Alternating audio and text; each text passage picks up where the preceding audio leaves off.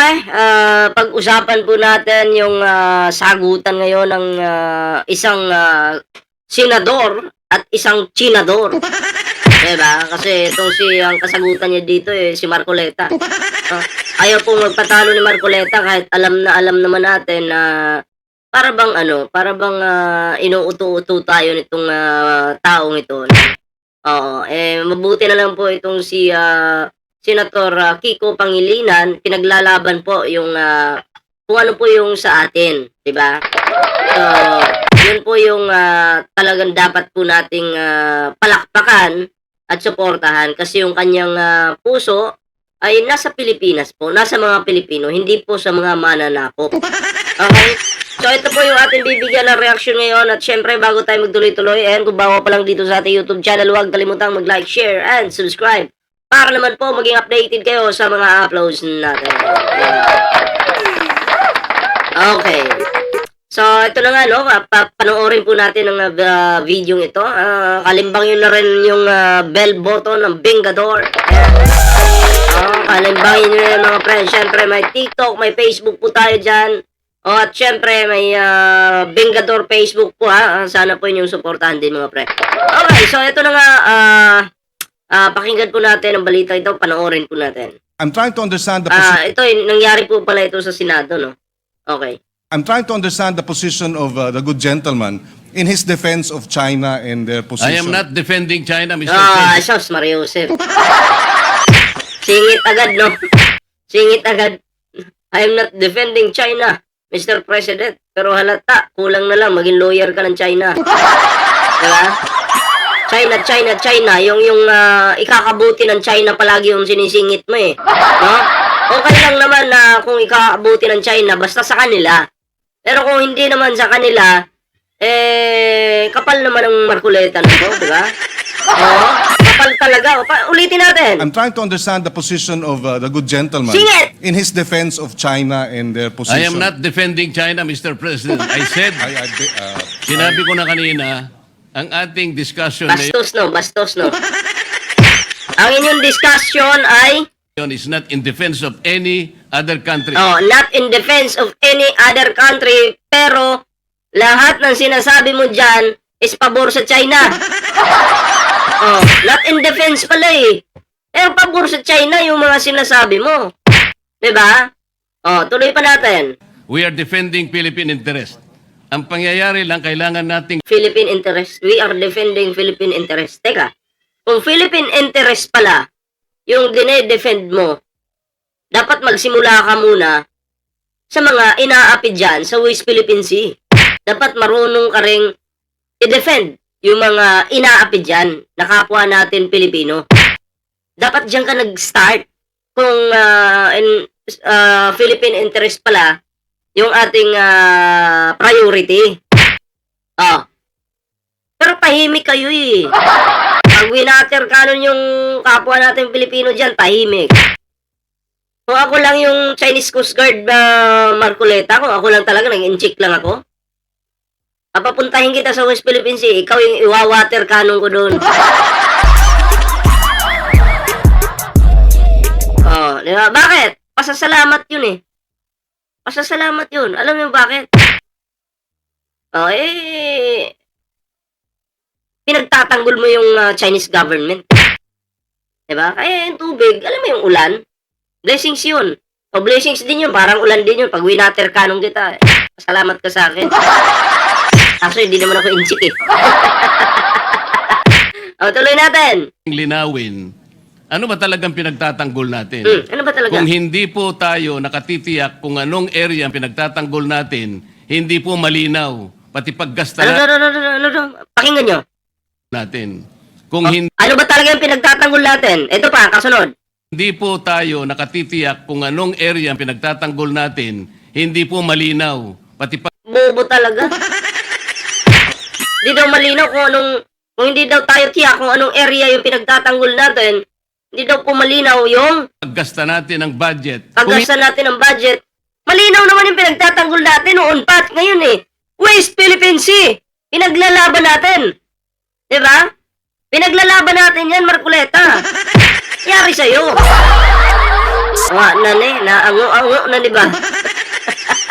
Hindi po tayo magsasubmit ng mapa. Saan po kukunin ang coordinates? Yun lamang po ang paraan para po yung ating pinapangarap, pinapanaginip na West Philippine Sea, mailagay naman po Sure ka na pinapangarap at pinapanaginip mo yung West Philippine Sea? Sure ka ba? Sure ka yan? Sure ka ba dyan, Marcoleta? Mukhang hindi naman. Diba? Kasi lahat ng sinasabi mo dyan, in favor of China yan. Diba? In favor of China yan. Hindi sa Pilipinas. Walang jowa naman, oh. sa mapa. Yun po ang pinakamaganda. At pagkatapos nating mailagay sa mapa, ay lalakas po lahat ang ating paninindigan dahil nakalagay na po sa mapa eh. Kahapon po pinakita ko yung South China Sea. Sabi, alam nyo, sabi ni Marcoleta, yung West Philippine Sea daw, ay wala pa po sa mapa. Okay. Wala pa daw po sa mapa ang West Philippine Sea. Ay, sabi niya yan pero tingnan natin. Kasi nasa Google to eh. Check po natin para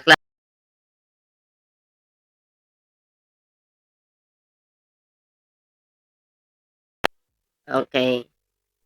Wait lang po Mapa. Ito'y temporary lang naman sa Google. Kasi pag sinabi mong walang West Philippine Sea sa mapa, Marcoleta, dapat pag hindi dapat yan searchable, hindi mo mas-search sa sa Google, Facebook, TikTok, 'di ba? Kung wala sa mapa, sabi mo wala sa mapa eh. O dapat hindi natin masi-search 'yon. Pero ano to? Marcoliglig. Marcoliglig tuloy. Marcoleta. Pakiklaro nga ito. Ano ba to? Ano ba to? Guni-guni? Yan. Guni-guni lang ba yan? Ayun o! Laki! Mapa! May West Philippine Sea! Wala talaga to si Marcoleta. Baliktad talaga mag-isip. Nililin lang na naman po tayo ng aso ng China. Wag na po kayong papalin lang kay Marcoleta. Nilin lang na kayo sa presyo ng mabilihin. Nilin lang na kayo sa 2,000 kuryente. Magpapalin lang pa ba kayo? Nasasabihin niya na wala daw sa mapang West Philippine Sea. Diyos Maria Joseph naman. Wag na po kayo magpalin lang. Tama na. Tuloy natin. Hindi po ibig sabihin na yung South China Sea, sa China po yun. Hindi po. Pangalan lang yun eh. Yung 6.1, yun ang chapter po doon sa... May punto naman. Pag sinabing South China Sea, hindi ibig sabihin na sa China. Pero bakit inaangkin ng China?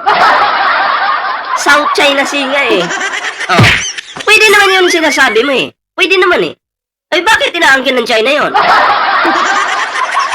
Bakit sinasabi nila sa kanila yun?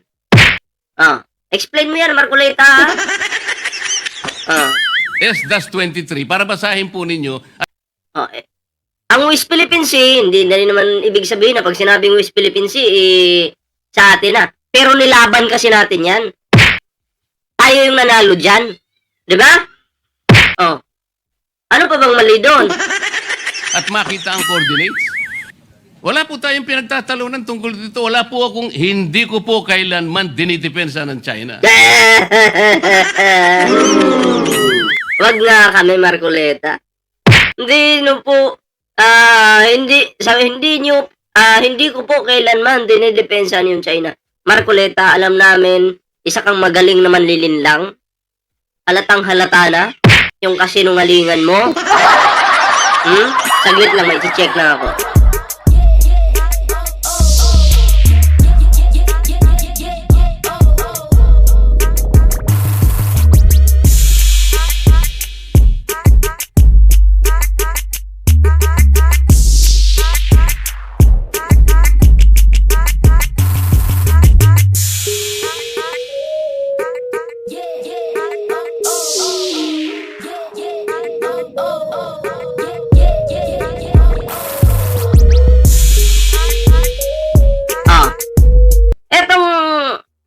tandang ito, si Tandang Marcoleta, huwag po tayo papalin lang dyan, mga pre. Ha?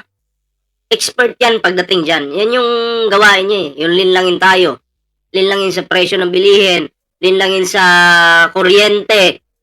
Hindi naman yan natupad, di ba? Yung presyo ng bilihin, sabi niya, mahal, mura lang naman. Ginawa ko na ng video yan. Nag-survey na ako dyan. Di ba? Nagtanong-tanong na ako ng presyo ng bilihin kung magkano. So, basag na si dyan. Ngayon, lilinlangin na naman po tayo dito sa usaping West Philippine Sea. Di ba? Papalin lang ba kayo dyan? Syempre, pag DDS, oo, tutuin. Pero tayo po hindi. Kung ano yung totoo, doon lang po tayo. Diba? Gusto kong palakasin ang ating paninindigan dito. Bakit? Gusto kong palakasin ang paninindigan. Siya pa yung magpapalakas ng paninindigan ng mga Pilipino. Ng mga senador. Ikaw mismo yung walang paninindigan. Nayari na. Siya yung walang paninindigan tapos gusto mong palakasin yung paninindigan ng mga Pilipino, ng mga senador. Kapal na mukha mo, ikaw yung walang paninindigan. Bakit hindi po tayo magkaintindihan? Napakasimple lang, no? Hindi tayo Wala pong coordinates talaga. Hindi po ang mapa tayo- lang po ang magbibigay ng coordinates. malamang marahil hindi tayo nagkakaintindihan dahil Hindi. Matalino kasi si Kiko Pangilinan. Paano maiintindihan ng isang aso ng China? Ano ba?